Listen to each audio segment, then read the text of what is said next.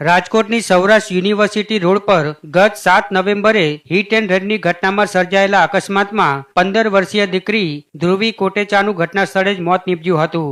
10 ડિસેમ્બરે મહિલા આરોપીની સાંજે 5 અને 5 કલાકે પોલીસ દ્વારા અટકાયત કરવામાં આવી હતી અને 5:45 વાગ્યે કોર્ટમાં રજૂ કરી જામીન મુક્ત કરાયા હતા। ત્યારે રાજકોટ પોલીસ ફરી વિવાદમાં આવી છે। ધ્રુવી અકસ્માત કેસમાં નારાજ પિતાએ સીજેઆઈને પત્ર લખી પોતાની મૃતક દીકરીને ન્યાય મળે અને આરોપીને કડક સજા મળે તેવી માંગ કરી છે। મહિલા આરોપીને લાભ અપાવવા જામીન મળ્યા બાદ પોલીસે સીસીટીવી ફૂટેજ કબજે કર્યાનો તેમજ હિટ એન્ડ રનના બદલે તાત્કાલિક જામીન મળે તેવી હળવી કલમો પોલીસે લગાવી હોવાનો પત્રમાં ઉલ્લેખ કરવામાં આવ્યો છે।